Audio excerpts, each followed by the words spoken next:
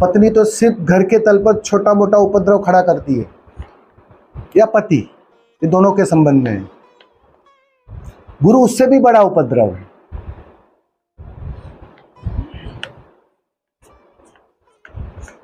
वो तुम्हें झकझोर देता है, वो तुम्हें चैन से सोने नहीं देता है। एक बार तुम गुरु के हाथ में क्या पड़ गए, बस गए, अब किसी काम के ना रहोगे।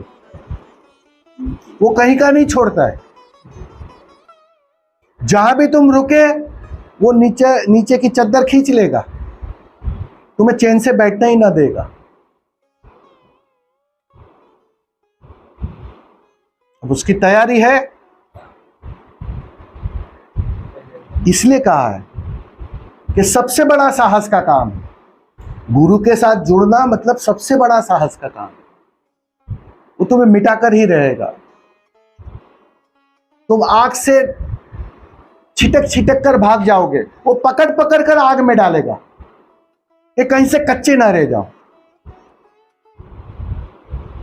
वो ठोकेगा, बजाएगा, भीतर से संभालेगा। वो कुम्हार देखा है ना, मटके को पकाता है, ठोकता है, बजाता है, भीतर से संभालता है, सब कुछ करता है, लेकिन मटका कहीं से कच्चा ना रह जाए, कोई परत कच्ची ना रह जाए। बस ऐसा ही कुछ काम चल रहा है। अब आग में पकने के लिए कौन तैयार है? इसलिए कहा है साहस का काम है, वो साहसी ही कर सकते हैं।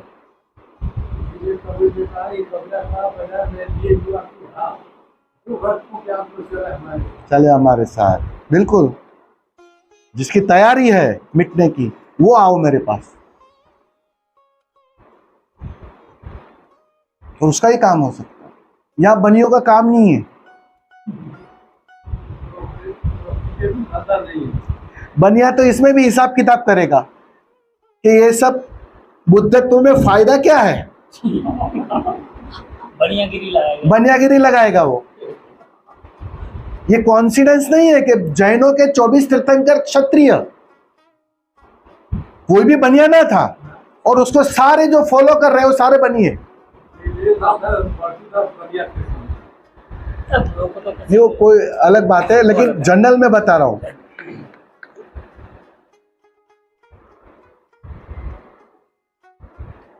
बुद्ध भी क्षत्रिय, सारे क्षत्रिय। ये कॉन्फिडेंस नहीं है, ये एक प्रतीकात्मक चीज है कि क्षत्रिय का मतलब क्या है, जो हर पल मरने और मारने को तैयार है, जो तलवार उसकी तैयार ही रहती है, या तो मारूं या तो मर जाऊं। वो मरने के लिए भी तैयार है, वो अपनी गर्दन कटाने में जरा भी संकोच ना करेगा। और बनिया रहेगा तो वो हिसाब किताब करेगा, फायदा क्या है गर्दन कटाने में।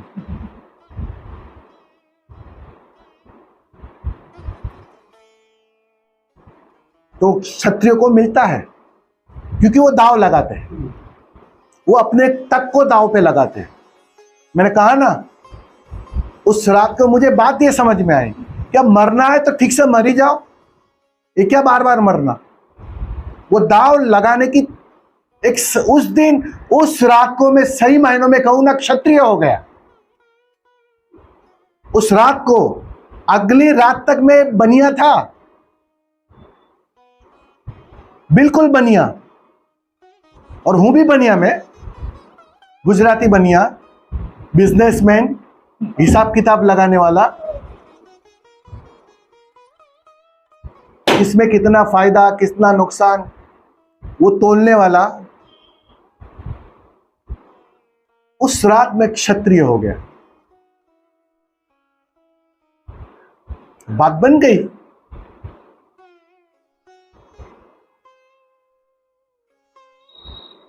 तो बिल्कुल गुरु की उंगली थामना मतलब सबसे बड़ा साहस है, आखिरी साहस,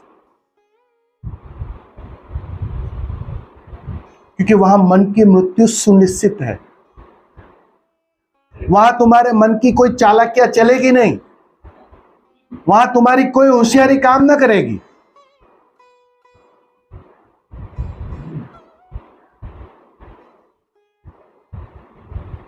तुम बिल्कुल नाकुच हो जाओगे। वो नाकुच की तैयारी किसकी है? वो साहसियों को ये हो सकता है।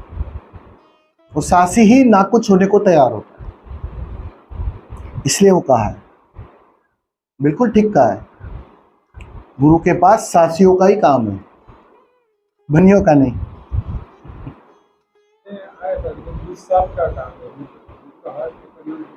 वही दुस्साहसी है ना, वही तो मैं बोल रहा हूं। वही दुस्साहस को या साहस को, जो भी एक ही बात है। हिम्मत चाहिए, मरने की मिटने की तैयारी चाहिए।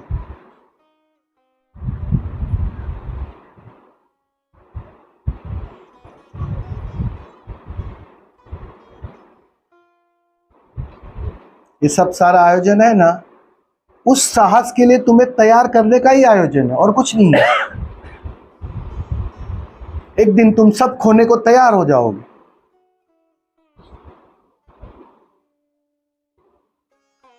ये सारा आयोजन उसी का आयोजन है। कैसे पता चलेगा कि हम मरने में तैयार हैं?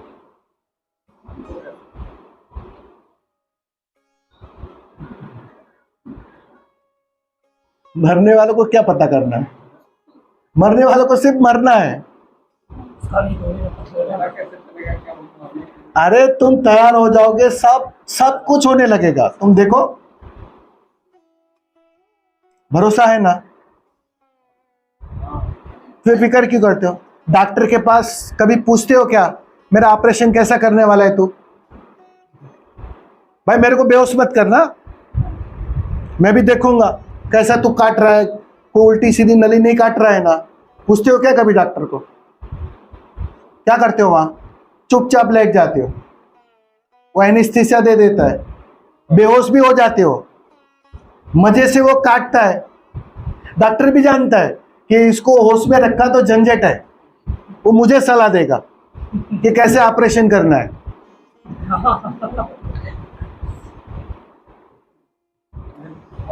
क्या होगा, ऐसा ऐसा क्या होगा कि हम समझ जाएंगे कि हम अरे सब समझ जाओगे। कुछ तो होगा, मेरे साथ कुछ तो होगा, ये प्रश्न मरने वाला मुझे पूछता ही नहीं है।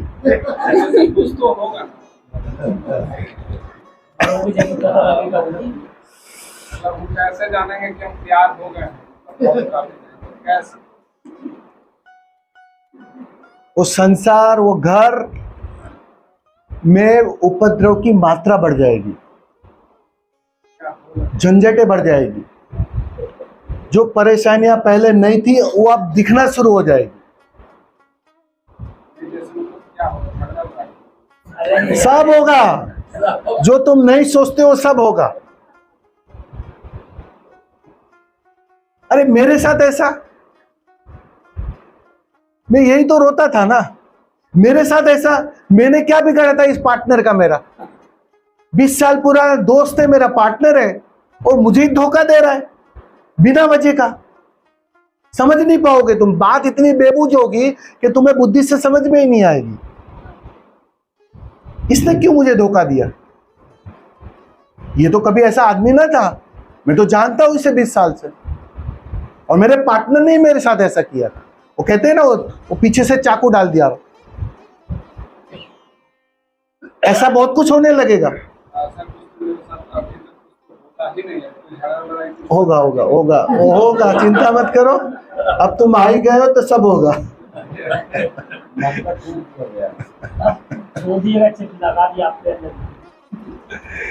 कहने का तात्पर्य यह है कि जब तुम्हारे मन को मिटाने के लिए सारा आयोजन होता है ना, तो बाहर ऐसी परिस्थितियां खड़ी करनी पड़ती हैं, विपरीत परिस्थितियां। और उस विपरीत परिस्थितियों में तुम्हारा खोना, तुम्हारा मिटना, तुम्हारा दुस्साहस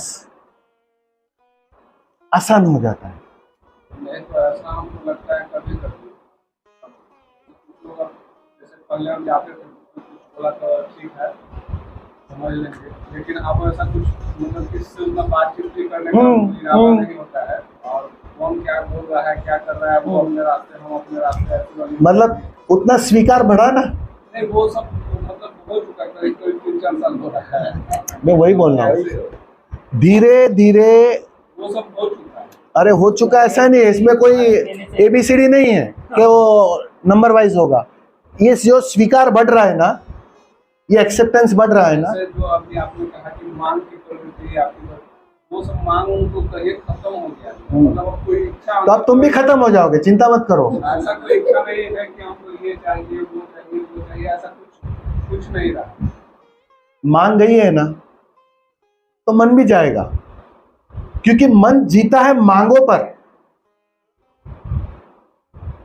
जब तक कुछ मांग है, चाहे भौतिक जीवन की, इस संसार की, चाहे अध्यात्म की, अच्छे अच्छे अनुभव की भी मांग होती है, वो भी मांग होती है, उसमें भी मन बचता है, उसमें भी मन खेलता है। एक दिन सारी मांगे चली जाएगी। तुम्हें लगता है कि सारी मांगे चली गई, गई नहीं है पूरी। अगर गई होती तो तुम मेरे जैसे हो गए होते, ये प्रश्न पूछने के लिए यहां बैठे ना होते। मेरे पॉइंट समझ लो। तुम्हें लगता है कि मेरे अंदर कोई मांग नहीं है, चाह नहीं है। चाह जिस दिन पूरी खत्म हो जाएगी, कुछ मांग ना बचेगी, उस दिन मन एक पल भी जी नहीं सकता है। असंभव है यह घटना। किसी ना किसी मांग से मन जीता है, वो चाहे मोक्ष की ही मांग क्यों ना हो, चाहे मुक्ति की ही मांग क्यों ना हो, चाहे गुरु की ही मांग क्यों ना हो।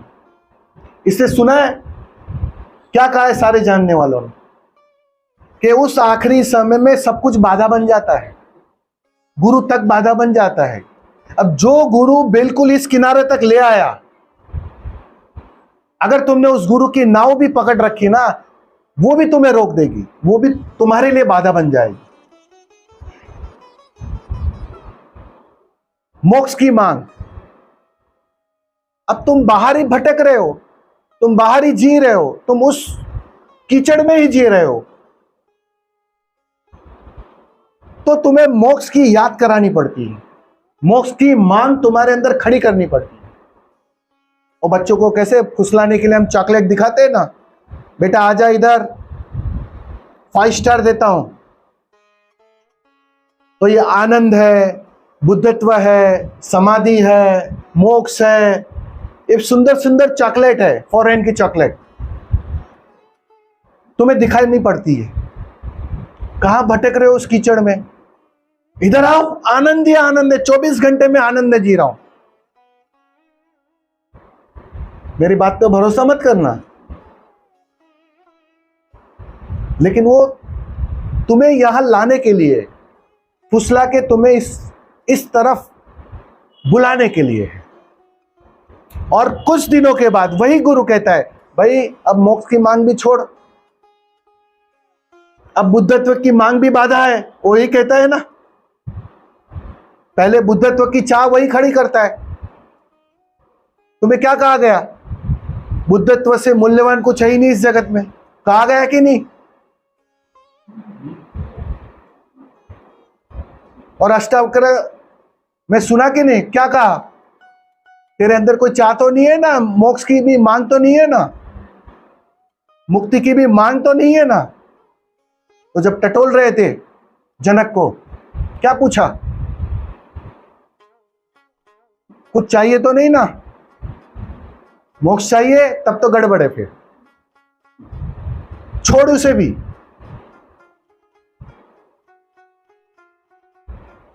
जिस जिस चीज का उपयोग किया गया, वो सारी चीज तुमसे छुड़वानी भी पड़ती है। ये दोनों प्रोसेस करना पड़ता है मास्टर को। उस दिन तुम्हारे अंदर कुछ बचता नहीं है चाहने को।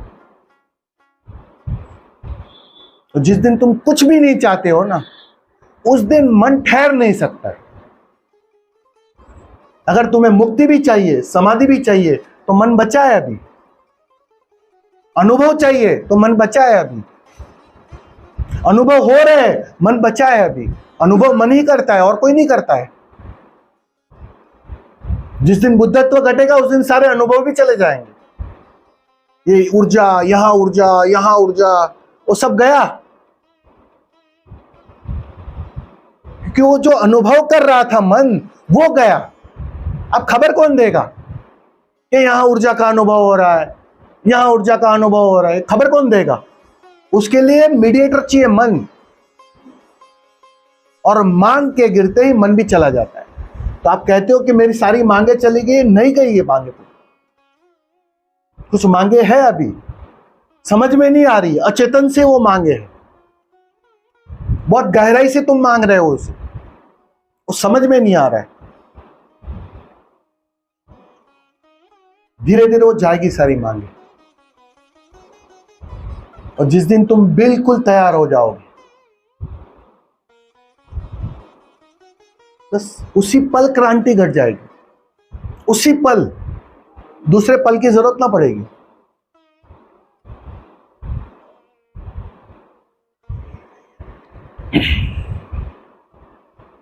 समझ में आ जाएगा, ठीक से मर जाओ, सब समझ में आ जाएगा। मैं जिंदा था तब तक कुछ समझ में नहीं आ रहा था, और मरने के बाद सब समझ में आने लगा,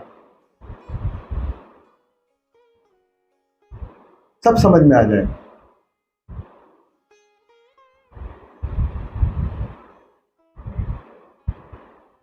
ठीक है ना माँ? देखो